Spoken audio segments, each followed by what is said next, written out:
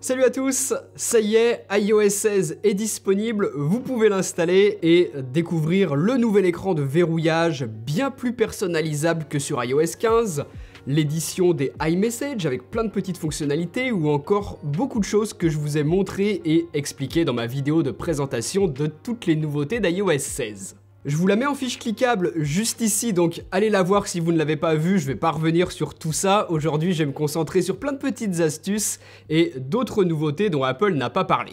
Première chose, sur iOS 16, on peut enfin réafficher le pourcentage de batterie en haut dans la barre de statut, alors que jusqu'à présent, la seule façon de l'avoir affiché, c'était en descendant ici. Donc voilà, pour ceux qui aiment l'avoir constamment affiché à l'écran sans devoir faire une manipulation, eh bien vous allez dans la section batterie des réglages et ici cette option vous permet d'afficher le pourcentage à l'intérieur de l'icône de la batterie. Donc voilà, vous avez le choix de l'activer ou pas et vous voyez que même si ma batterie n'est pas pleine, l'icône elle est affichée comme pleine. Et ça en mode normal ou en mode économie d'énergie, mais par contre si vous avez moins de 20% de batterie, cette fois-ci le pourcentage s'affiche à l'intérieur et la batterie est presque vide, donc voilà. On a un petit indicateur visuel différent, c'est plutôt bien foutu et c'est bien d'avoir le choix. Par contre, mauvaise nouvelle, c'est que ça ne fonctionne pas sur tous les iPhones.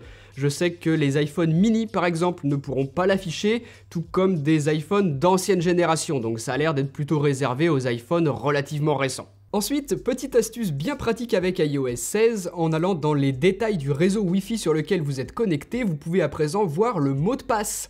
Donc il n'est pas affiché en clair, mais avec votre code ou Face ID, vous le révélez, et vous avez ensuite la possibilité, si vous le souhaitez, de le copier ce mot de passe pour facilement l'envoyer à quelqu'un qui voudrait se connecter au même réseau que vous par exemple. Donc tout simple mais bien pratique. Ensuite, une autre fonctionnalité d'iOS 16 que moi j'aime beaucoup et que je pense devrait vous plaire aussi, si vous allez dans les réglages, dans la section son et vibration et ensuite ici dans retour clavier, vous savez que vous avez la possibilité d'activer le son lorsque vous tapez au clavier. Ce sont aussi caractéristiques comme ça que moi personnellement j'aime pas du tout. Mais avec iOS 16, on a également la possibilité, si on le souhaite, d'ajouter une vibration. Donc vous pouvez l'activer en même temps que le son si vous le souhaitez, mais si vous la mettez seule, vous aurez simplement un petit retour haptique au fur et à mesure où vous tapez sur les touches. Donc des petites vibrations que malheureusement je peux pas vous montrer visuellement, c'est vraiment au ressenti lorsqu'on tape au clavier. Et qui existe déjà sur certains smartphones Android, plutôt mal gérés d'ailleurs, à part sur les pixels de Google. Là, le retour haptique de l'iPhone, il est excellent, et moi, c'est une fonctionnalité que j'aime beaucoup. Je vais clairement l'activer sur iOS 16. Maintenant, si sur l'une de vos photos, vous avez fait certains réglages, comme moi je l'ai fait juste ici, et que ces réglages, vous les aimez bien, que vous aimeriez les mettre sur une autre photo, eh bien vous pouvez appuyer ici et copier les réglages que vous avez fait sur cette photo, pour, vous l'avez deviné, les coller sur une autre photo, avoir exactement les mêmes réglages sur plusieurs de vos photos, comme ceci, et ça autant de fois que vous le souhaitez. À noter que ça fonctionne pas uniquement sur les photos, vous pouvez aussi faire ça sur des réglages que vous auriez fait à vos vidéos, donc c'est une bonne nouveauté je trouve. Autre nouveauté, pas évidente à trouver mais qui pourtant peut être très pratique, si vous allez dans les réglages iCloud, dans le type de sauvegarde, vous avez maintenant la possibilité de faire une sauvegarde en 4G ou 5G, donc avec vos données mobiles et ne plus systématiquement être en Wi-Fi pour le faire. Donc ça s'active simplement ici dans les réglages si vous souhaitez que ce soit faisable. Et ça peut par exemple être pratique si vous êtes, je sais pas, en vacances et que vous avez un réseau Wi-Fi tout pourri, eh bien votre connexion 4G ou 5G est peut-être meilleure, ça vous permet de faire une sauvegarde beaucoup plus facilement. Mais par contre, attention, hein, si vous avez beaucoup de données sur votre appareil, cette sauvegarde elle peut vite faire plusieurs gigas. Donc ce sera ça qui sera aussi déduit de votre forfait si vous utilisez la 4G ou la 5G.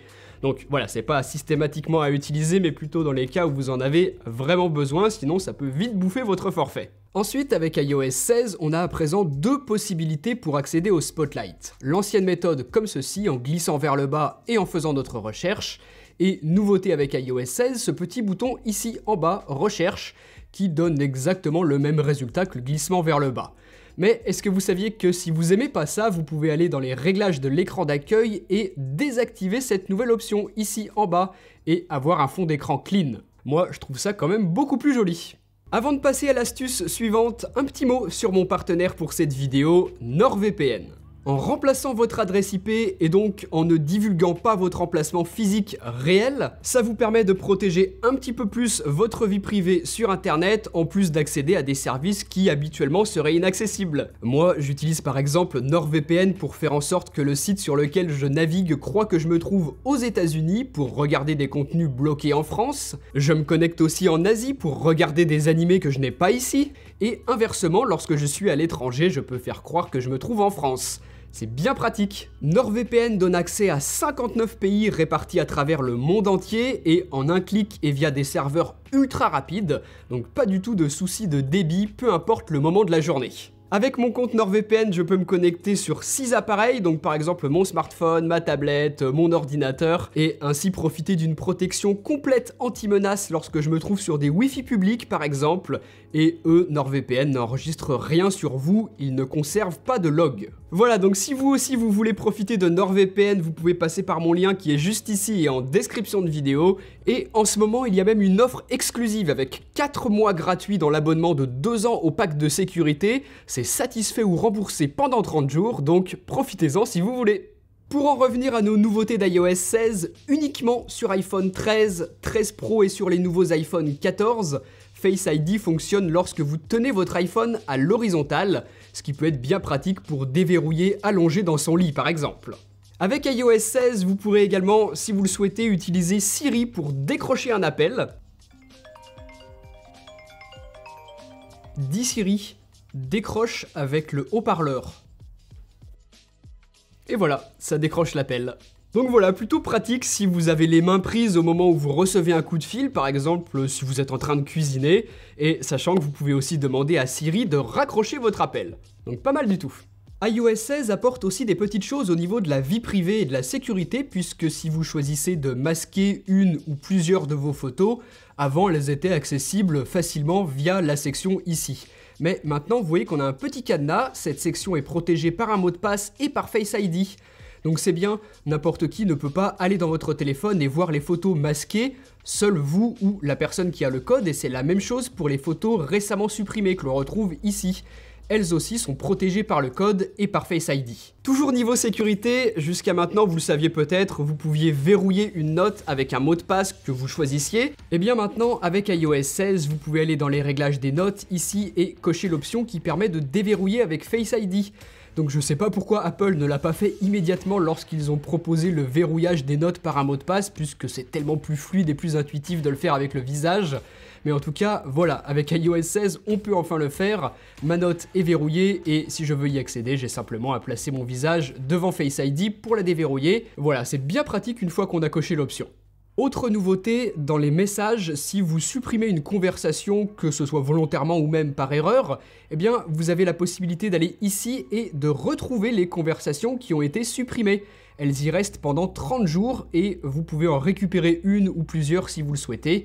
Par exemple, ici, vous voyez que j'ai récupéré l'entièreté de ma conversation avec tous les messages à l'intérieur. Donc voilà, c'est bon à savoir si jamais vous en supprimez et que vous voulez les récupérer. Dans l'application météo, jusqu'à présent, on pouvait avoir des informations détaillées sur la température pour les prochaines 24 heures, et si on descendait pour le reste de la semaine, c'était assez succinct comme information. Mais maintenant, avec iOS 16, on peut rester appuyé sur une date et ce panneau s'ouvre où l'on a accès à des informations beaucoup plus détaillées, heure par heure, des prévisualisations météorologiques pour les prochains jours. Et ça, c'est pas seulement la température. Ici, je peux par exemple afficher l'humidité, le vent. J'ai plein d'autres options, donc c'est très pratique de pouvoir avoir des détails beaucoup plus poussés sur la météo, chose que l'on n'avait pas avant dans l'application native d'Apple. Donc voilà, elle évolue un petit peu, elle est de plus en plus complète. Et c'est plutôt une bonne chose, ça peut être pratique d'avoir ça. Je vous l'expliquais dans mon autre vidéo des nouveautés d'iOS 16, le fond d'écran est extrêmement personnalisable, mais les fonds d'écran eux aussi gagnent quelques petites nouveautés. Donc ça, c'est mon fond d'écran classique, et ici je peux choisir d'afficher une couleur unie, basée sur mon fond d'écran, ou alors même un dégradé, comme ceci, et également, si je le souhaite, de flouter mon fond d'écran. Donc ça peut donner des résultats qui sont très intéressants. Voilà, ça se trouve ici dans les réglages, vous avez toutes ces petites options de personnalisation du fond d'écran qui sont plutôt sympas. Autre astuce bien pratique, lorsque vous faites une capture d'écran avec l'intention de l'envoyer à quelqu'un ou la partager sur les réseaux, maintenant vous avez une nouvelle option ici, copier et supprimer.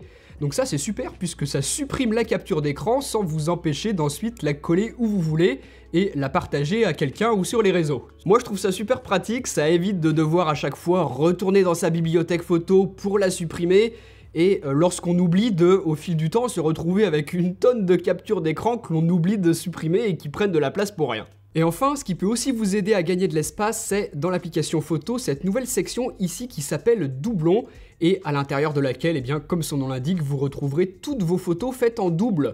Donc ça peut être extrêmement pratique pour les identifier facilement et éventuellement en supprimer certaines si elles ne vous intéressent pas. Mais le plus intéressant, c'est la fonction que propose Apple et qui permet de fusionner ces photos. Donc c'est écrit ici ce que ça fait exactement, ça va garder le meilleur des deux photos pour les fusionner en une seule. Donc voilà, extrêmement pratique cette nouvelle section doublon. Vous allez pouvoir comme ça gagner énormément d'espace si vous avez des photos qui datent d'il y a beaucoup d'années par exemple. Jetez-y un œil.